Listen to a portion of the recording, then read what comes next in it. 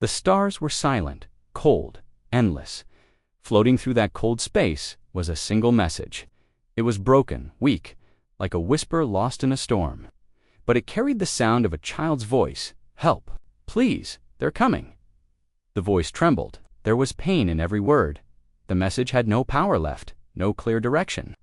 It drifted through black space, passing dead moons and frozen planets. It was never meant to reach Earth, but Earth heard it, thousands of light years away. Inside a forgotten military satellite orbiting a barren moon, an old Terran AI sparked to life. Its sensors caught the alien signal, buried under radiation noise. The AI cleaned the message, decoded the language, and sent it directly to one place. Deathworlder Command. Earth high orbit, fortress inside, the command chamber. 10 generals stood in silence. The room was dark, lit only by the glowing red signal. On the central screen, Admiral Kale Reyes, the Supreme Commander of Earth's fleet, narrowed his eyes. "Play it again," he ordered.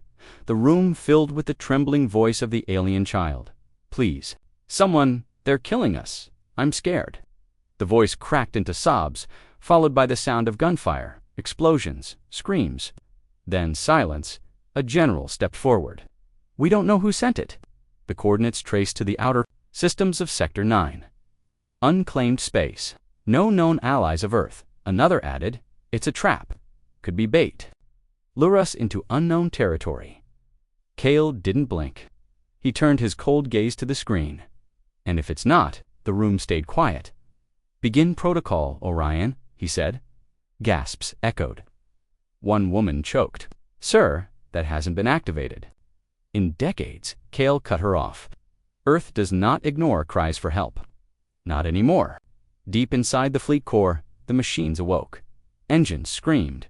Steel walls shook. Giant warships dormant since the last galactic conflict lit up one by one. Each ship had a name carved into its side. Retribution, Leviathan, Ashes of Hope, Nightshade. All of them painted black. All of them ready for war. 12 hours later, the fleet rose from Earth's orbit, burning a hole through the stars. The Zelari homeworld was dying. Its skies were filled with smoke. Cities burned. Alien ships rained fire down from the clouds. The Zelari people had no weapons left, no strength. Their leaders were gone, their army crushed, but one small life still breath hidden in the basement of a fallen house. His name was Terrell, a young Zelari child with glowing eyes and trembling hands. His parents were dead, his city was gone. But he had managed to send out the old emergency signal. Using a device older than he was, he didn't expect anyone to hear it. He didn't expect them to answer. Hours later, the sky above Zelari cracked. Open. The stars shimmered, then bent, then the sky. Screamed from the breach emerged the black fleet of Earth. Massive ships, shaped like knives, moved in total silence. No greetings, no lights, only weapons. The alien attackers turned their attention to the newcomers. They scanned the Terran ships, laughed, and opened fire. They never saw the return shot. A single pulse from Earth's lead ship cut through the enemy mothership like butter. The blast didn't just destroy it erased.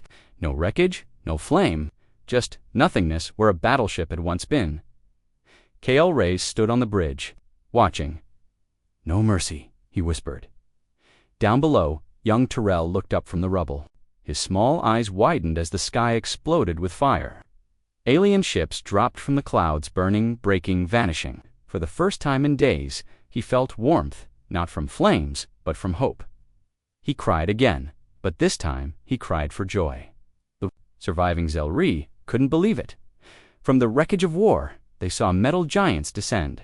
Human troops, armored like walking tanks, began pulling survivors from the ruins.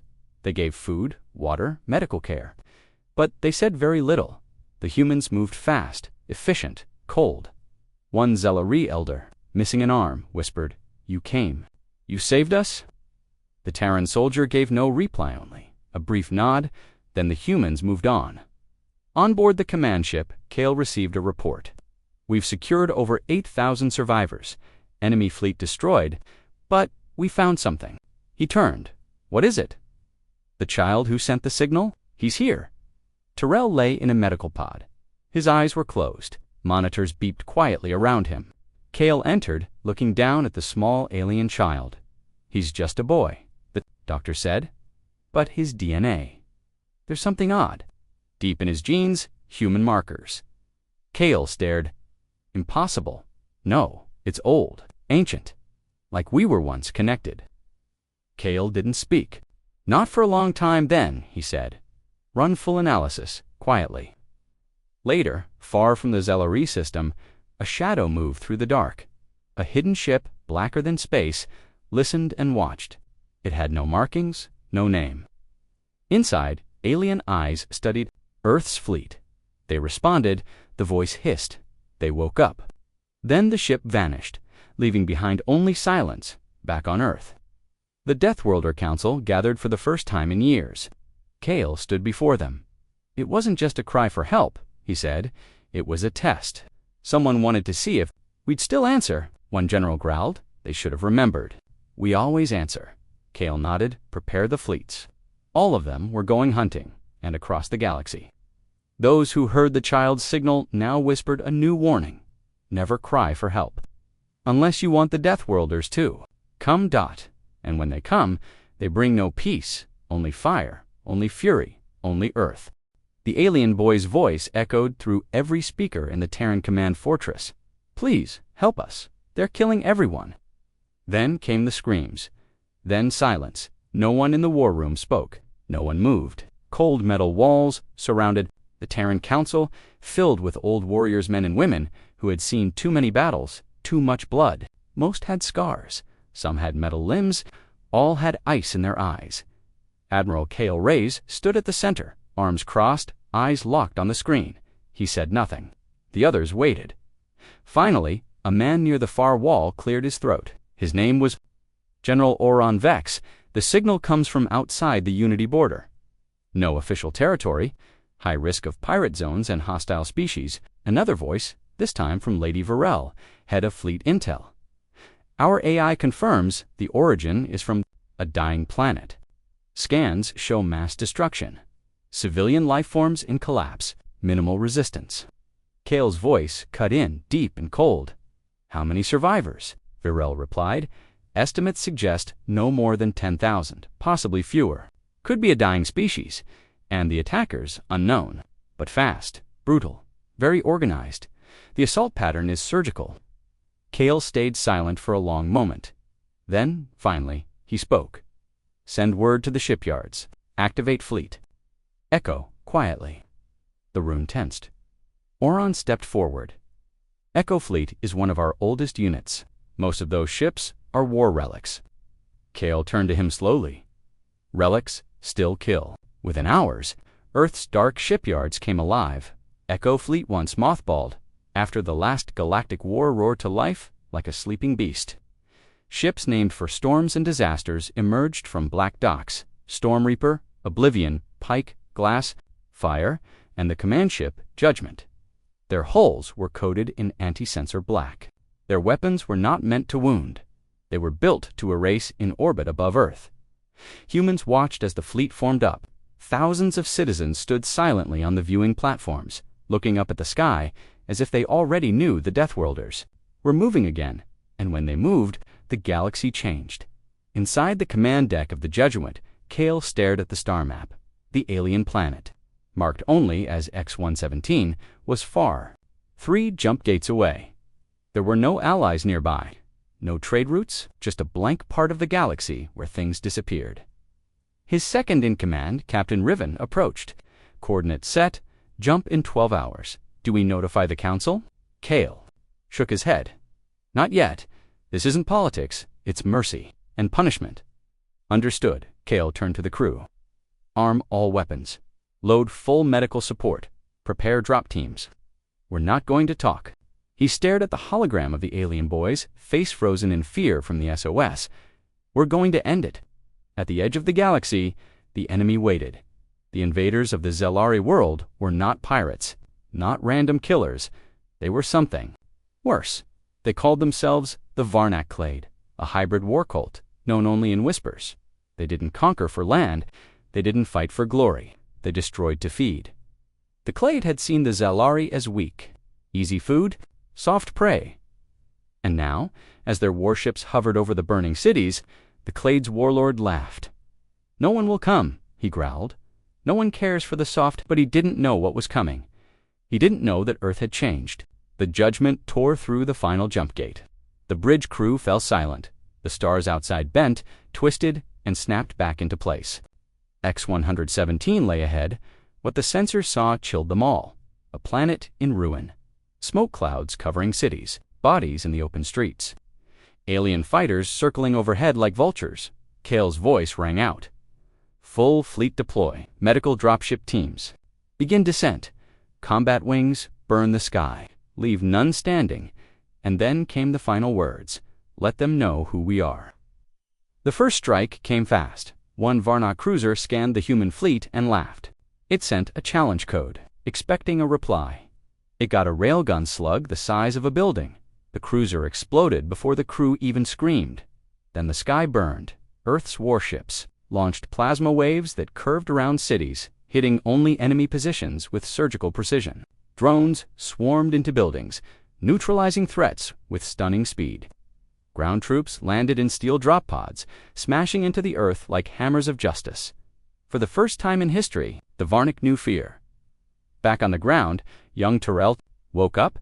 He was inside a glass tube worm, glowing, safe. Human doctors watched through the glass. One spoke softly. "Vitals stable. He's waking." Kale watched from behind the glass, his face unreadable. Terrell blinked, then coughed, then smiled. "You came," the boy whispered. Kale nodded once. "You called," he said. Across the burning planet, survivors were found. Weak, starving, wounded but alive. Humans carried them from wreckage, gave them water, wrapped them in thermal blankets. Terran medics worked like machines, quick, precise, cold-eyed. They didn't cry. They didn't stop. They just saved. And above them, the Black Fleet floated like gods, watching from the clouds in a secret chamber deep inside one of the ruined cities. The last of the Varnock leadership tried to escape. They activated a stealth drive, hoping to flee before Earth found them. They were 3 seconds too late. A single drone shot a rail spike through the wall. The blast was clean, no explosion, just silence. Kale received the report. He gave a single nod. "No survivors," he said. "Good." Later, as the fires died down and the Zalari civilians gathered for evacuation, a small girl approached one. Of the Terran soldiers, she was missing an eye. Her clothes torn, her voice soft. Are you the Deathworlders?" The soldier knelt down. "No," he said. "We are worse." As the fleet prepared to leave, Kale looked down at the world. Below, his crew watched him. "What now?" someone asked. Kale didn't answer for a long time. Then he said, "Now we listen." He turned his gaze to the stars. "Because that child's signal wasn't the only one. I want every deep space AI online. Full scan range, galaxy-wide." "What are we listening for, sir?" Kale's eyes narrowed. "Anyone else who cries for help," he paused, "or anyone who made them cry." And so, the Deathworlders left X-117. But their message stayed behind, etched into the black glass of a Varnock. Ship's remains, a single human word. Answered. The skies above Earth were quiet. Too quiet. Deep beneath the surface, under oceans and mountains, slept machines of metal and death. They had not moved in decades. Not since the last time the galaxy made the mistake of testing humanity. But now, something stirred them. The SOS had been answered. The enemy had been erased. And yet, Earth knew this was only the beginning. So, the Deathworlders began to awaken the rest of their fleet, not for rescue, not for mercy, but for war. Main story, Admiral Kale Reyes stood on the bridge of the Judgment, orbiting high above the burning world of X-117. Smoke still rose from its broken cities. Terran drones still scanned the planet's surface for enemy holdouts. The wounded Zalari were being treated and relocated, but Kale was not watching the planet anymore. His eyes were locked on the deeper star charts. "Project the signal traces," he ordered. The AI obeyed, displaying dozens of faint energy signals traveling away from Zalari space. "Tracking survivors of the Varnock fleet," the AI explained. "Several ships fled before our final strike, scattered in multiple directions." Kale nodded slowly. They're going to warn others. His second-in-command, Captain Riven, clenched her jaw. They'll tell whoever sent them that Earth is active again. Kale turned to her. Then let them bark on Earth. Silence gave way to movement. A deep rumble shook the old ship vaults of Antarctica. Steel doors, a mile thick, slid open, revealing the hidden bones of a giant dot fleet, Titan US. Unlike Echo Fleet, which had just returned from Zellery space, Titanus was never meant for rescue. It was Earth's oldest and most powerful war fleet, built for a single purpose, end-of-species warfare. Each ship was a flying fortress, a city-sized blade. Some of their weapons had never been used, and now Kao had ordered them to wake. Inside the Titanus vault, engineers and AI command teams moved fast. Giant fuel lines pumped volatile plasma into war engines. Reactor cores were activated. The lights inside the ships flickered, then blazed like suns. Hangar bays opened, revealing rows of dropships, tanks, and drone swarms. One by one, the warships lit up Abyss, Howl, Voidfang, Crucible of Fire, and Earth's Pride, the colossal dreadnought. Black Solstice, meanwhile, across the galaxy, the hidden powers that once ruled in silence were waking to dot in the shadowy halls of the Varnock High Nest. Messages were screaming through encrypted channels. Earth forces engaged and destroyed Vanguard Fleet 6. Terran warships are active again. They answered the Zellery distress call, and they brought full military strength. The Varnock lords hissed in fear and fury. They were supposed to be extinct, one growled, another shouted. Our seers said they would not respond, that their kind was broken. A cold voice replied, "You were wrong." Back on Earth, Admiral Kale stood before the Council of War. Screens around the chamber showed live feeds of the fleet reactivations, AI awakenings, and planetary defenses coming online. Even the orbital cannons on Mars were rotating again. Placed both hands on the black steel table. "This was never about the Zellery," he said. "That signal was bait, a test. Someone wanted to know if Earth still had claws." One general raised an eyebrow, and now they know. Kale nodded. "So we must assume the next step, a coordinated attack, not on one species, on us." Lady Varel, head of Intel, spoke up. "We've intercepted Varnock signals. They're calling in allies. Old war cults, forgotten species from the dark regions." "Good," Kale said. The room turned to him. "Let them come," he said, "because this time we're not waiting." Inside the Black Solstice, a ship the size of a continent, entire divisions trained in zero gravity. Terran Marines ran drills inside gravity-inverted tunnels. Mechs stomped through reactor-lit corridors. Orbital drop troopers checked their armor, quiet and focused. On the upper deck, Commander Dacefail, a veteran of the Mars siege, stood with his arms behind his back. A young recruit approached. "Sir, is it true that we're going into full war again?" Dace turned slowly. His face was carved from years of pain and duty. He simply said, "They called." "We answer," the recruit swallowed. "But why us?" Dace looked out through the glass wall at the stars. His voice came quiet. "Because we're the only ones who understand what mercy costs." On a moon called Erenfor, where an old listening post sat forgotten, a soft ping echoed in the darkness. A lone operator, a woman named Mira, rubbed her tired eyes and looked at the screen. She froze. Dozens of signals. Warships, big ones, moving fast. Not human, her hands flew across the controls. She sent the warning to Earth, and Earth didn't wait. Back in orbit, Kale received the data. Enemy fleets mobilizing. Coordinates suggest a strike pattern that crosses our outer systems within 12 cycles. Captain Riven looked at him. "Do we defend?" Kale's eyes were like knives. "No," he said. "We hunt." The Deathworlder war machine shifted into full gear. Planetary factories lit up. AI war minds activated their drone foundries. Old colonies were warned. Civilian ships rerouted. Across Earth and its moons, people looked up at the stars and whispered the same word, finally, finally. The silence was over. Finally, Earth would no longer hide. Finally, someone had dared to knock on the door of the monsters humanity had buried deep within themselves. And now, the monsters were coming out in a dark room inside the fleet's strategic command. Kale reviewed the final plan. 3 fleets move in tandem, he said. Echo, Titanus, and Sol, Vanguard. Multiple strike vectors, simultaneous jumps. We don't wait for them to reach us. Targets, any fleet preparing for war, any base tied to the Varnak, anyone who thinks Earth won't answer again. His hand hovered over the launch command, then, without fanfare, he pressed it. The Deathworlder fleet launched. Ships the size of mountains cut through space like blades. Behind them, stars shimmered from the power of their engines. A trail of light marked their path like fire across a black ocean. They moved without sound, but the message they carried roared through the galaxy. We heard you. The sky above the alien colony glowed with the light of a second sun. But it wasn't a star, it was a ship, massive, silent, blacker than space.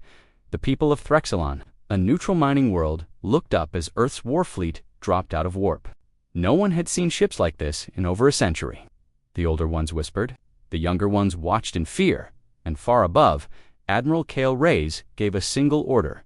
Send the message. One warning, one chance, and then fire. Main story, the planet. Threxelon was home to thousands of alien miners, mostly peaceful, mostly uninvolved in galactic wars. But deep under their crust, Varnak agents had built secret command bunkers. Preparing new strikes, Earth had found them, orbiting just outside the planet's defense perimeter. The Deathworlder fleet stood like gods watching ants. Black Solstice, Judgment, Voidfang, and Abyss Howl, the names alone caused fear. But now, their weapons weren't pointed at an army. They were pointed at a world dot inside the command deck of the Judgment. Admiral Kale stood with Captain Riven and the communications officer. Broadcast in Standard Galactic, Kale said. Make sure every species on the planet hears it. The officer nodded, tapped a few commands, and activated the transmission. A hologram appeared above Threxelon's capital city. Kale's cold face stared. Down at millions, he spoke only 13 words. You are harboring enemies of Earth. You have 1 hour to comply. Panic exploded on the surface. Inside the Varnak bunker below, Threxelon's surface alarms screamed. Commanders barked orders, trying to evacuate sensitive data. Ships scrambled in underground hangars. This wasn't supposed to happen. One hissed. They weren't meant to find us. Another shouted, get the stealth jammers back online. But it was too late. Back in orbit, Kale's countdown reached 0 hours, 37 minutes, and 12 seconds. Captain Riven spoke carefully, Admiral. Scans show at least 70,000 innocent civilians on the surface. If we attack, we are not attacking civilians, Kale replied. We are removing a threat. The moment they surrender the bunker, we stand down. And if they don't, Kale didn't blink. Then they made their choice. Down below, Governor Ressavarn of Threxelon stood in her palace, shaking. The message had stunned her. The humans had come without warning, without requests, without diplomacy. They had given only an order, and now the people screamed in the streets. Her advisor ran in. Governor, please, send them a reply. We must tell them we didn't know. She hesitated. She had heard stories of Earth's fleet, myths from old war veterans, ships that turned oceans to steam, weapons that melted cities. She opened a channel on the bridge of the Judgment. Her voice came through Terran command. This is Governor Ressa of Threxelon. We are a peaceful world. We did not know the Varnak were operating beneath us. Please give us time to evacuate. Kale's voice cut in. You have 30 minutes left. Ressa froze. That's not enough. Please, you can't. Kale's voice turned to iron. 30 minutes, turn them over, or we come down. Inside the Varnak bunker, panic turned to fury. They won't wait, one shouted. Earth never waits. Launch our countermeasures now. Dozens of missile tubes. Opened underground, they didn't get the chance to fire. Kale watched the sensor report. Varnak weapon systems are powering up. He looked at Captain Riven. Target acquired, she said. Kale gave the order. Strike. From high orbit, Earth's warships fired a single barrage, just one. 12 kinetic rods-long metal spears dropped from orbit smashed into the coordinates of the Varnak bunkers. There were no explosions, just deep, thunderous cracks as the rods pierced the crust and buried themselves thousands of meters underground.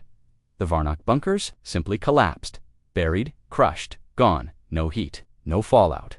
No damage to the city above, only silence. Governor Ressa stared at the screen in horror.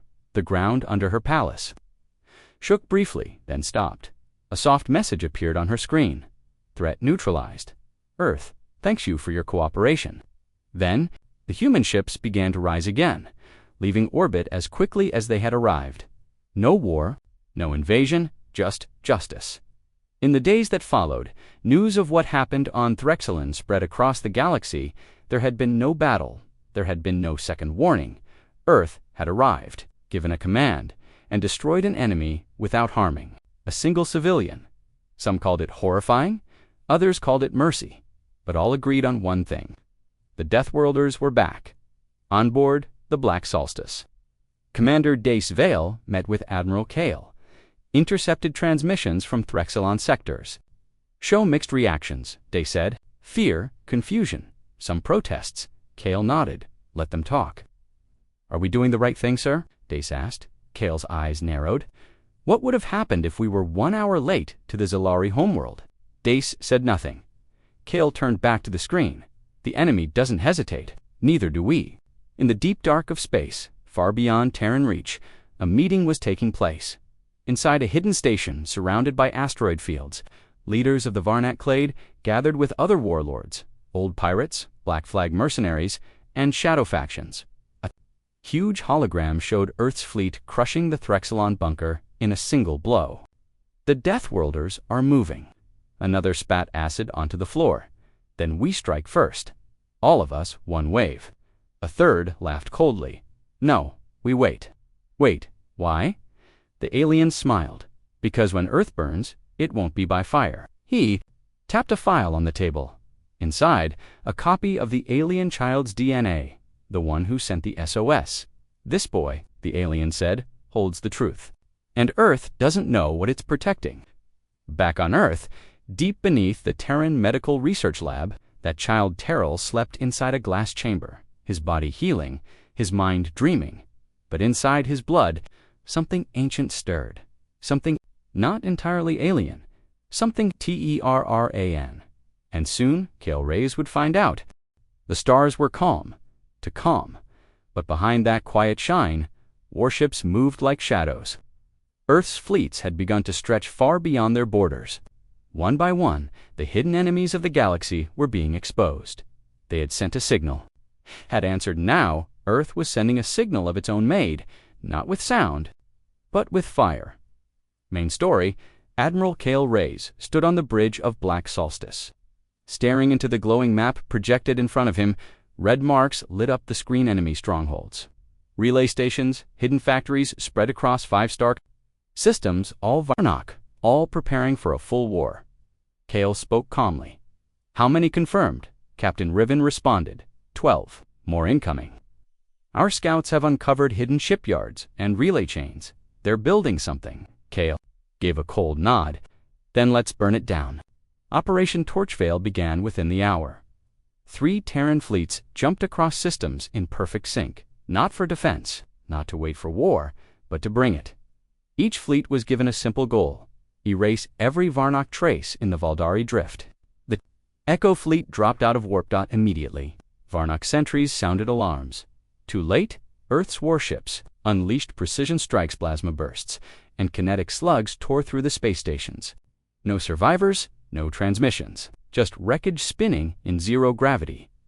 Commander Cora, leading the assault, gave a single command after each target. Next, on Marino 6, a planet hidden behind dense clouds, Earth found a Varnak weapons lab.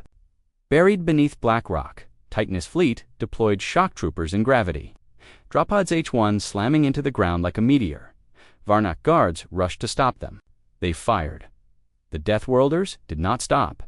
Each Terran trooper wore black armor, heavy and silent. Their rifles glowed blue.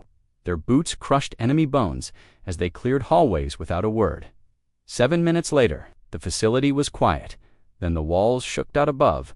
Orbital rods dropped, folding the lab into a pit of fire and ash dot. No survivors, no escape at the same time.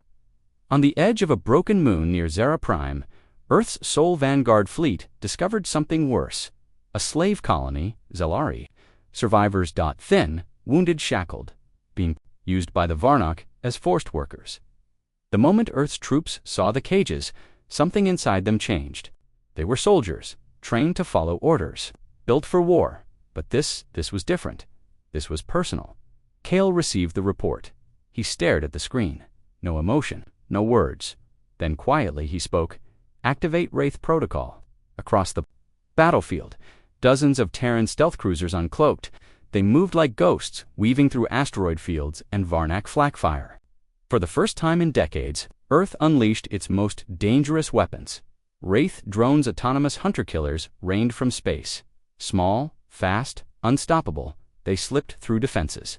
Cut power, drained oxygen, sliced enemy ships from the inside. No alarms, no mercy, no Varnock escaped. Down on the slave colony, the cages opened. Terran medics rushed in. They gave food, medicine, clean water, but one Zalari elder stepped forward, looking at the humans. His voice shook. You're real." A soldier nodded. "You're safe now." The elder looked up at the dark ships in the sky. "No," he whispered, "we're not safe. Not yet. Because they will come, all of them. You've made them angry." The soldier's voice was firm. "Let them come." Back on Black Solstice, Cale watched as fleet after fleet reported success. Enemy worlds burned. Data caches were seized. Slave camps were liberated. But then, something new, an alert. A single human scout ship, Venture 12, had gone silent. No damage, no signal, just gone. Captain Riven frowned. They were patrolling, near the Othros belt. No known hostiles, just ice and gas. Cale didn't speak. He stared at the screen. Then quietly, it begins. At that same moment, in a place beyond mapped stars, a meeting took place in a ship made of bone. It wasn't Varnock, it was something worse. The Ixter Dominion, a race lost to history, a species erased from galactic records, and now they were watching. One of them stared at a screen showing Cale's face. "The Terran responds too fast," the creature hissed. "He is not like before. He does not beg." Another voice replied, "He has awakened something dangerous. Not just war fleets, but memory. Purpose. What do we do?" The first voice smiled. "We burn his name from the stars." Back on Earth, deep under the Terran Medical Research Lab, the child Terrell began to shake in his sleep. His vitals spiked, his heart raced. Doctors scrambled suddenly. The machines around him shut down, flickering, failing, sparking. And then he opened his eyes. They glowed, not just Zellery blue, but Terran gold. The lead scientist gasped. "Something's changed. His DNA. It's still evolving." She backed away, stunned. "He's not just alien." She looked up at the monitor. "He's something new." Cale received the report. His fist clenched slowly. "He's the key. That's why they sent the attack on his people. It wasn't random." Riven looked shocked. "You think they wanted him dead?" "No," Cale said. "They wanted him hidden across the galaxy as Earth's fleets continued to burn enemy bases to ash. The real enemy's till, unseen, was beginning to move. But so was Earth. The time for warnings was over. Now humanity was sending its own message. Not in words, not in hope, but in plasma fire, black steel, and unshakable will. Every Deathworlder knew it now. This wasn't just war, this was correction. The galaxy had forgotten Earth's strength. Now it would remember. Deep inside Earth's most secure medical lab, the child's eyes were glowing. Not from fear, from power. Terrell, the Zalari boy who had sent the desperate SOS, now lay surrounded by armed guards, doctors, and scientists. His heart pounded faster than human limits. His cells moved like they had a purpose, like they were waking up to something ancient, and no one knew why, but far across the stars. Others did, the ones who sent the enemy, the ones who wanted him silenced. They had failed now. The secret inside the boy would tear the galaxy apart. Main story. Inside Terra Prime Medical Command. Alarms pulsed red. Doctors scrambled around Terrell's medical chamber. Machines shorted out. Glass fogged. Electric sparks danced in the air. A voice called over the intercom. "We're losing containment." Then, silence. Everything went still. Inside the chamber, Terrell stood. Unaided, unafraid, his golden eyes flicked between the stunned doctors. "I'm awake," he whispered. Admiral Cale Reyes arrived moments later. Surrounded by black-armored guards, the lead scientist, Dr. Holland, met him outside the lab door. "He's not just a child," she said. "Something is inside him, something dormant." Now Cale's eyes narrowed. "Explain." Dr. Holland swallowed. "Human genetic markers, deep ones, older than our recorded history. Combined with Zalari structure, it's not natural, so he was made." "We think so." Cale stared through the glass at the boy inside. Then he gave a single order: protect him at all costs. Meanwhile, far from Earth, the hidden enemy moved in the void between systems. Aboard the Eclipse throne, the Exer Overmind stood before a war map. "The boy lives," it hissed, "and the Deathworlders protect him." Another voice echoed in the chamber. "Their fleets strike harder than we expected. The Varnock have failed. Our outer plans are burning." The Overmind raised a bony hand. "Then we strike from the inside." Back on Earth, Cale met with Lady Varel, head of Terran intelligence. They stood in a dark chamber beneath the fleet archives. Deep underground, Varel placed a file on the table. 10,000 years ago, she began, before the collapse. Before the Exodus, there was a project, codenamed Eden Spark. Cale opened the file. His eyes scanned old blueprints, DNA maps, cryosleep logs, human children. "Engineered?" he asked. "Not just engineered," Varel said. "Designed to carry adaptable genetics, to survive alien worlds, to merge with other species." Cale's voice was low. "Weapons," Varel nodded. But the project was buried. Lost in the fall of the First Terran Empire, Cale turned to her. "You're saying Terrell is one of them?" "No," she said. "He's the result of one." The truth burned in Cale's mind. Somewhere, long ago, humans had tampered with life-planting something in the stars. And now, that seed had grown dot in a Zelari child. A child the enemy tried to erase. Inside the medical chamber, Terrell sat quietly. A holoscreen glowed in front of him. He was reading Earth's history, absorbing it at lightning speed. Cale entered. The boy looked up. His golden eyes were calm. "You came again," he said. Cale nodded. "I said I would protect you." Terrell tilted his head.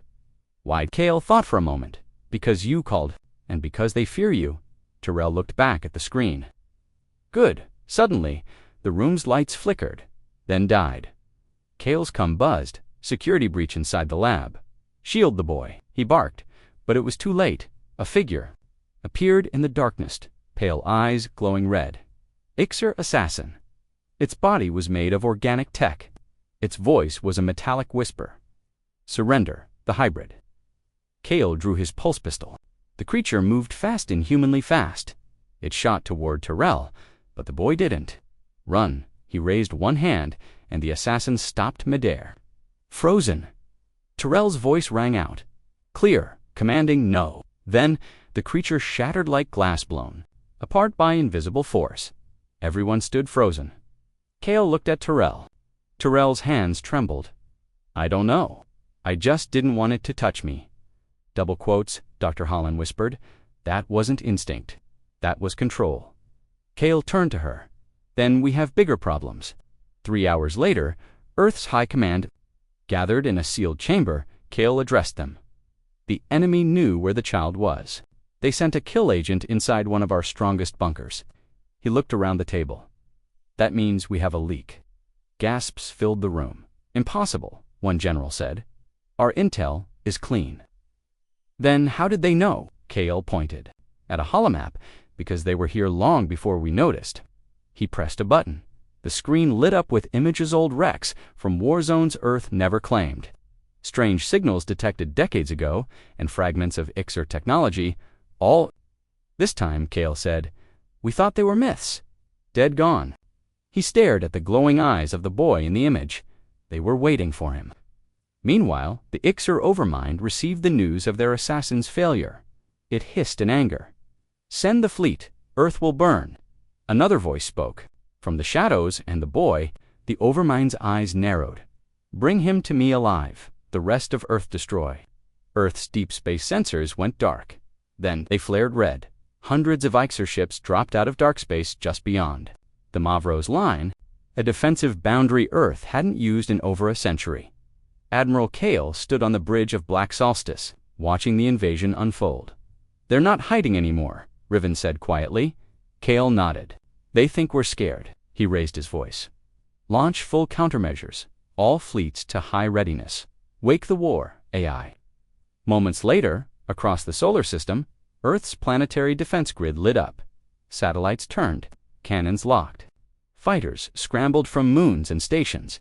The old war machine of humanity roared awake. But Kale knew this battle wouldn't be like the others, because now it wasn't just Earth that was in danger. It was whatever Tyrell had become. Galaxy would never be the same. The black of space lit up with red fire. Hundreds of enemy ships dropped from the void, moving like a swarm of blades. No warnings, no messages, no mercy. The Exer Dominion had come mentioned, forgotten, cruel beyond reason, and Earth stood in their path. But this wasn't just a battle for survival. They weren't after cities, they weren't after power. They were after one child, a child whose blood could change everything, and Earth had made a promise.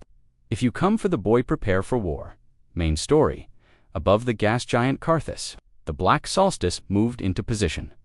Kale Reyes stood at the war table, arms crossed, his face hard as stone. "All fleets report ready," Captain Riven said. "Orbital mines deployed. Drones locked, cannons charged." Kale nodded. "Then let the galaxy watch." Outside, the stars rippled. Ixer warships emerged black and red, shaped like jagged spears. They didn't fly with formation or pride. They moved like predators, and at the center, a massive flagship twice the size of the Solstice. Its name pulsed across human systems in a coded whisper: the Hollow Throne, inside Earth's military command. Scientists worked fast. Dr. Holland studied the Boider as he lay in a stasis chamber, eyes closed, heart glowing like a golden sun. "Is why they're coming," she whispered. "His bloodline, it's a lock, a genetic key. The Ixer need him to open something." Kale's voice came through the intercom. "Open? What?" She shook her head. "I don't know, but the Terran DNA inside Hemet was put there on purpose. Long ago, this wasn't a mistake. The first shots were fired. Dozens of Terran plasma cannons lit the void. Ixor vessels danced through the fire, fast and sharp. Some exploded in bursts of red mist. Others broke formation, flanking hard. Kale gave sharp, cold orders. Shield arcs forward. Launch Wraith Packs. Don't let them swarm. The sky turned into war. In low orbit, the crucible of fire, Earth's mobile artillery dreadnought, unleashed wave after wave of kinetic rounds. Each round was the size of a house. Each one broke a Ixer ship in half. But for every enemy ship destroyed, 2 more came. Inside the war room, Kale watched the map. "They're not here for our defenses," he said. "They're punching straight for Earth." Riven's voice was grim. "For the boy." Back on Earth, deep under layers of stone and steel, the alarms screamed. Dozens of enemy infiltration pods had landed outside the Terran, Biocore Terrell's location. Soldiers in black armor rushed through steel tunnels. One of them, Lieutenant Maya Chen, led her squad through smoke and debris. "They want the hybrid alive," she shouted. "Do not let them reach him." Ixer shock troopers charged through the breach 8 feet. Tall, with skin like bone and blades instead of fingers, the first wave hit hard. The humans hit harder. Inside the chamber, Tyrell woke. He sat up in the stasis bed, golden light flickering from his skin. He looked at Dr. Hallen. "They're here," she gasped. "How do you know?" "I can feel them. They're calling me." Outside, the walls shook.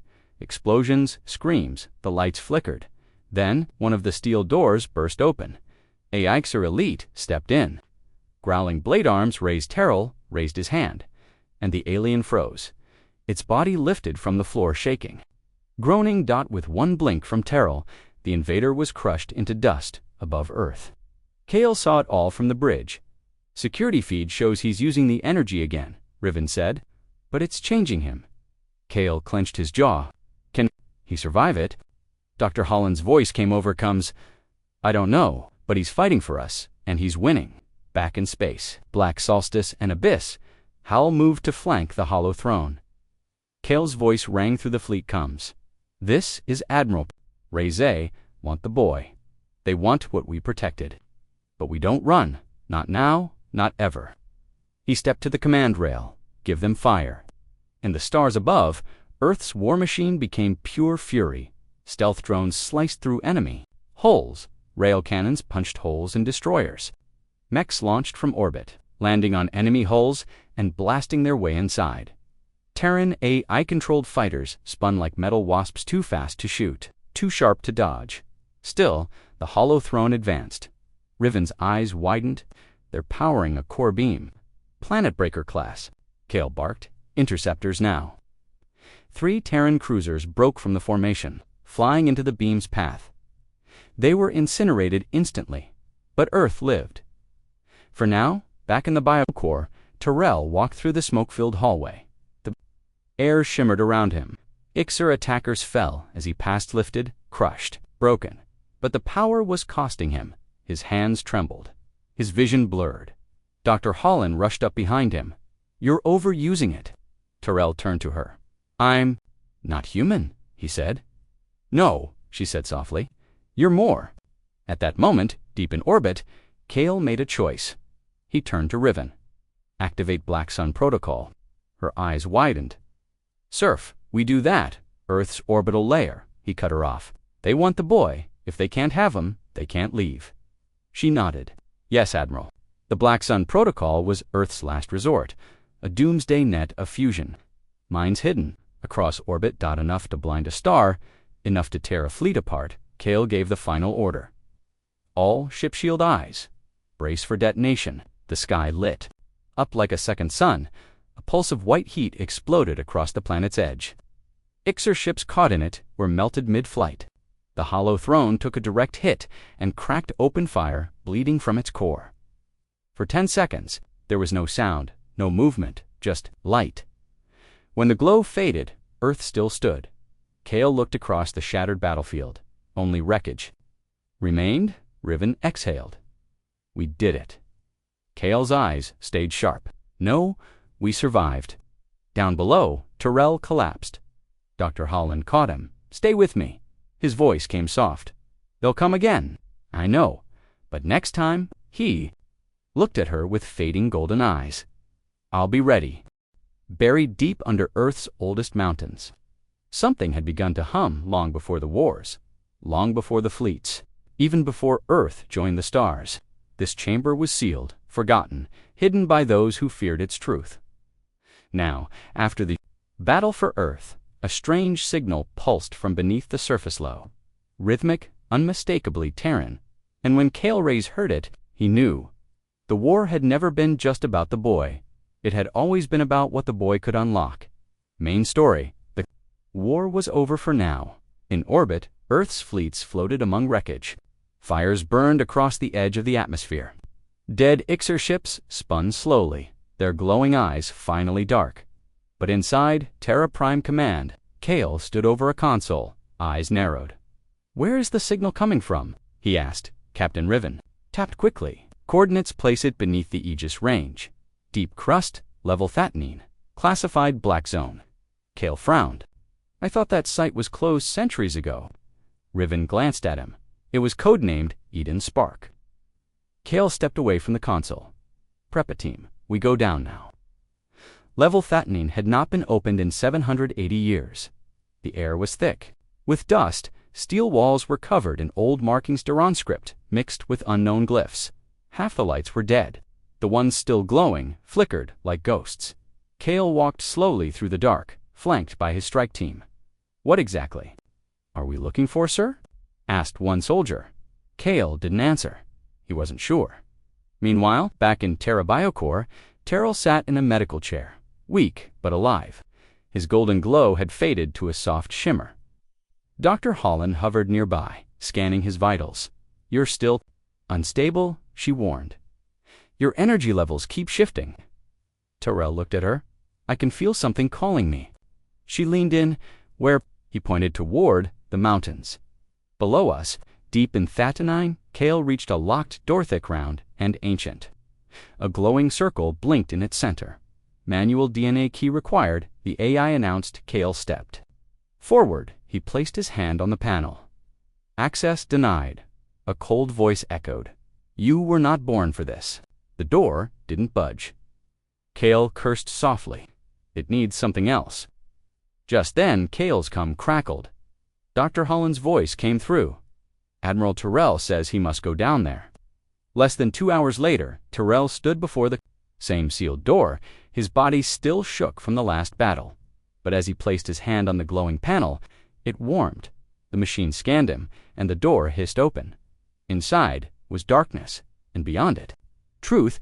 The chamber was circular, huge, lit by a soft blue glow from walls, carved with ancient writing. In the center stood a tall pod, cracked, but intact. It hummed with life. Cale and Tyrrell entered slowly. The writing on the walls was older than Earth's modern languages, but Tyrrell could read them. He stepped forward and spoke aloud. "Project Eden Spark. Final phase, genetic seed active. Awaiting integration." Cale looked around. Integration with what? Tyrrell turned to him. "With me?" A glowing map appeared above the pod showing, not Earth, but hundreds of stars. Tyrrell's voice grew stronger as he read. "Terran scientists designed us. Long ago, they feared extinction. So they planted seeds, hybrid codes in hidden colonies. In alien species." Cale's face went cold. "So there could be more like you." Tyrrell nodded. "I'm just the first to activate." Suddenly, the pod behind them powered up. Steam hissed. Lights brightened. The floor trembled. Then, the hologram changed. A face appeared. Not YKZOR, human. An old man with white eyes and a scar across his jaw. His voice was soft. "Recorded long ago. If you are seeing this, then Earth has awoken a hybrid. Good, you are the future." Cale stepped forward. "Who are you?" The man smiled in the recording. "My name is Dr. Oren Kestrel, lead geneticist, last survivor of Project Eden Spark. We failed, but you didn't.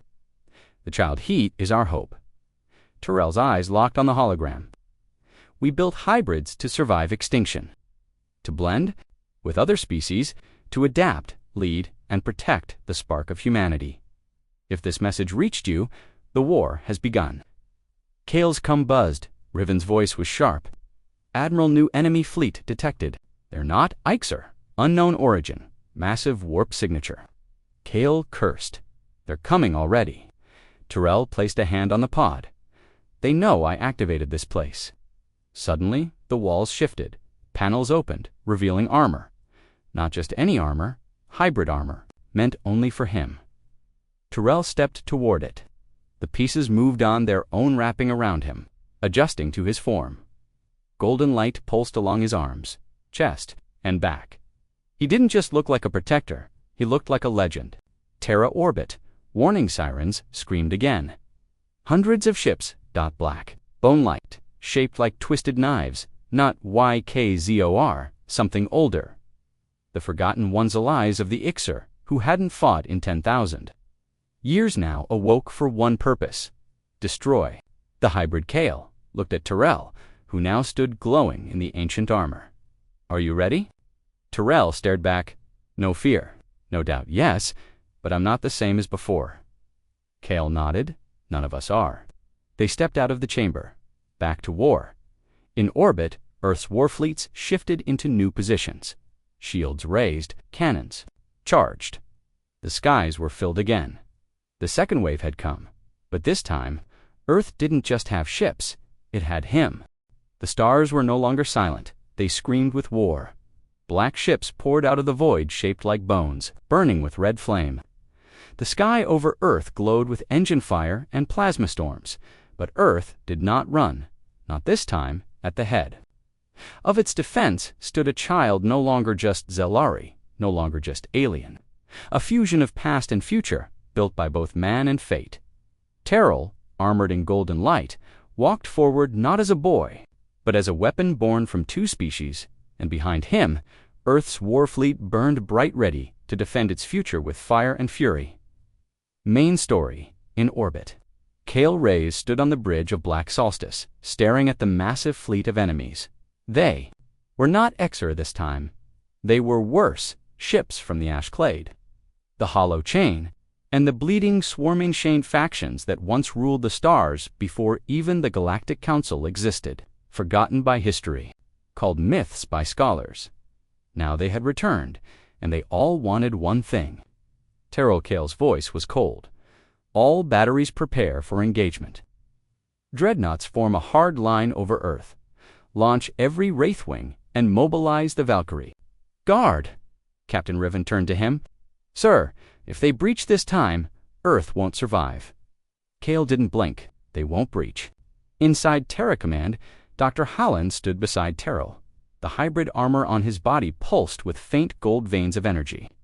Symbols glowed along his arm-sentient writing, now awake. You don't have to do this, she said softly. Terrell looked up. I already did. He walked forward toward the launch bay. In the sky above, Earth's warships fired first, plasma beams, rail cannons, particle lances. The first line of enemy ships shattered, but more came thick as a swarm, like black insects flooding a light source. Terran fighters swerved between explosions. Drones cut through enemy flanks. AI-controlled ships kamikazed into capital vessels. When overrun, and still, they came. If they reach the exosphere, Earth's shield line is toast. Then, a new alert.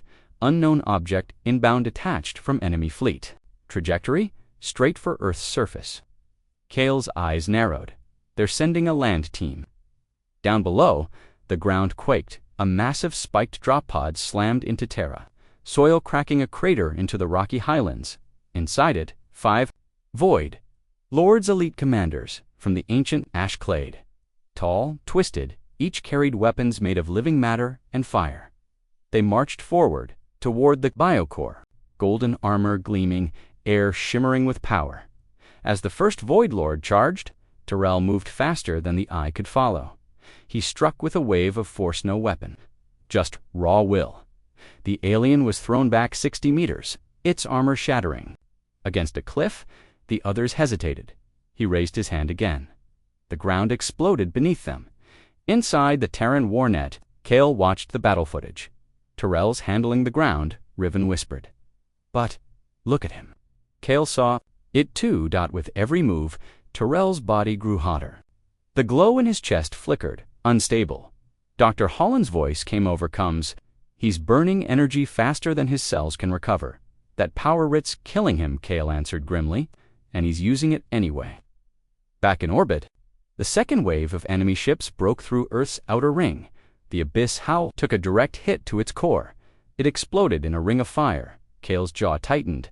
Order the Leviathan to deploy. Full charge. If they reach Earth, we detonate the failsafe. Riven's eyes widened. Sir, that will vaporize half of orbit. Kale didn't blink. Better than losing the planet.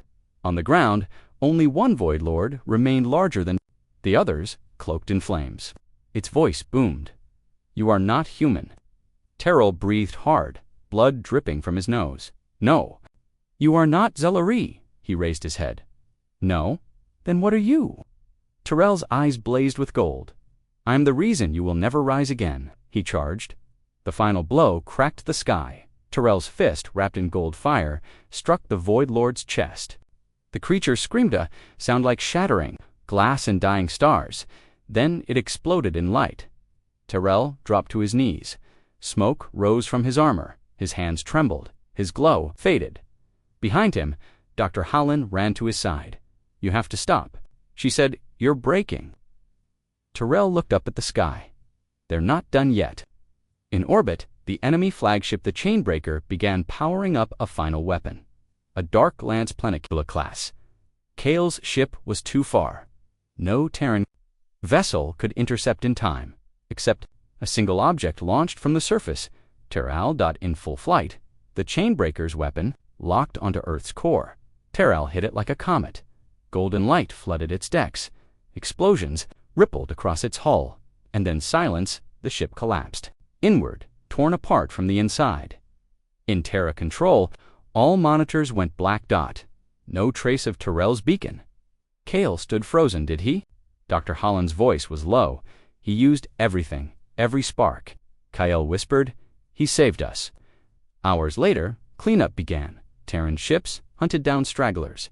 The ash clade was broken. The swarm scattered, the sky, once red with war, now faded into pale blue. Peace brief, Fraguled returned. But there was no celebration, no victory speeches, only silence. A signal, weak, from deep space. Riven stared at the console. "It's him," she said. Kale rushed to the screen. A video feed flickered on Terrell, floating in a pod of golden stasis, scarred but alive. His voice was faint, not done yet. More coming, others, like me, protect Earth. Then static. Kale stood still. Dr. Howland stepped beside him. "You think there really are more?" Kale nodded slowly. "If there are, the war is just beginning." Across the stars, the echoes of war still rang. Worlds burned, factions fled. The ancient powers of the galaxy had risen and been shattered by a force they never expected, Earth. And at the center of it all was one boy Terrell, the first hybrid. The key to secrets buried for 10,000 years.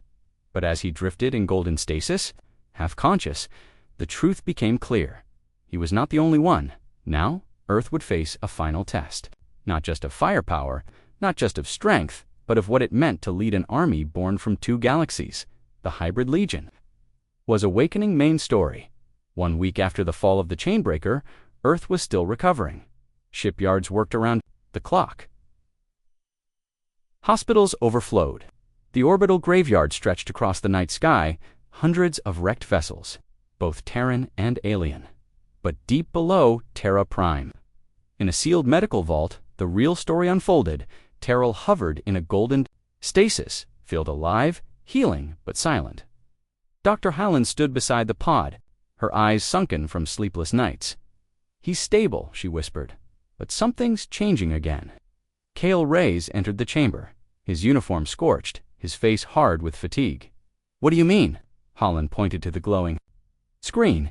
"His DNA is rewriting itself again, not just repairing, evolving, and his neural patterns are active." Kale stared at the pulse monitor. "He's dreaming." Inside Terrell's mind, visions burned like stars.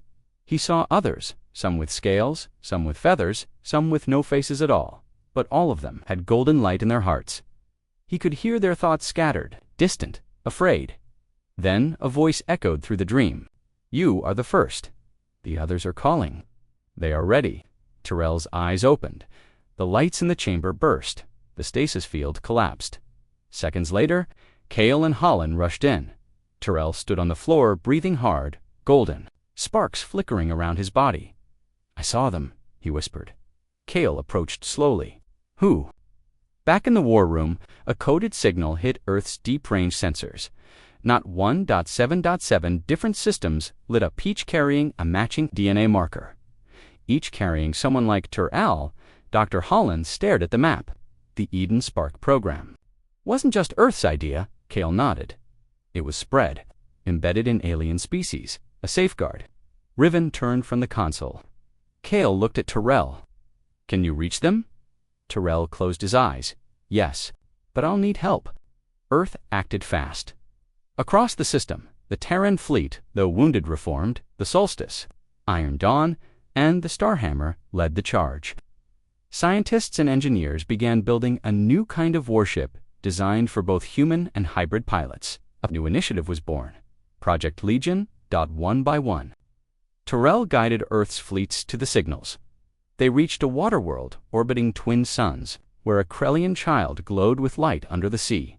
They reached a frozen moon, where a Nomari female had cracked the ice with a single thought. They reached an old desert station where a Gorak warrior lifted a shuttle without touching it. Each hybrid awakened. Each one joined him. Terrell stood on a rising platform aboard Earth's flagship, surrounded by the 6 others, each one from a different world, but all glowing with the same golden light. Kale addressed them. "You were made to survive extinction. But now, you are more than survivors. You are protectors, leaders, soldiers of 2 worlds." He raised a hand, "And we fight together." But far across the galaxy, in the dead systems beyond the veil, the final enemy stirred. The Varnak remnant, the Ixer betrayers, and the Silent Choir had formed an alliance. They called themselves the Black Resurrection. They had one mission: wipe out the hybrids before their numbers grew, and they had one weapon left, a world engine capable of destroying entire systems in a single pulse. Tyrell sensed it. "They're coming for the core worlds," he said. "They want to burn Eden's spark before it spreads." Kale gave the order, "All ships prepare for final engagement." The last battle began over the dying star of Vex Eri-5, a black void of a system where nothing should have lived but there. Earth's new Legion fleet met the enemy. Terran warships screamed across the stars, their hulls glowing with new tech powered by hybrid cores. The hybrids themselves led the charge, flying in armored suits that moved like lightning, powered by thought. Pulsing with will, Tyrell dove, first crashing through the shields of a Varnock dreadnought and tearing out its reactor with pure energy. The Nomari struck next, freezing entire squadrons mid-flight. The Gorak roared, slamming into boarding vessels and ripping them apart. The Legion had awakened, and Earth led them. Kale watched from the Solstice's bridge as the enemy broke formation. "They're faltering," Riven said. Kale nodded. "Then we press." He turned to comms. "All ships burn them." Below, the world engine powered up. One shot, one pulse, enough to end hundreds of planets. Tyrell flew toward it, light streaking behind him, like a comet, but the beam fired. Too late, he reached it and unleashed everything. The explosion lit the galaxy. The world engine shattered. The black resurrection fractured Dot, and when the light faded, Tyrell stood, hovering in the void, his armor cracked, his eyes closed, but alive back on Earth. The galaxy watched. From the ashes of Deathworlds, from the ruins of war, came a new voice, not of dominance, not of destruction, but of warning and promise. The hybrids are here. Earth stands, and the stars are under our protection now. Kale stepped forward. He looked at the 7 hybrids gathered before him. "You're not Earth's weapon anymore," he said. "You're its legacy." And across the galaxy, other sparks began to glow. The Legion was only beginning. End of series.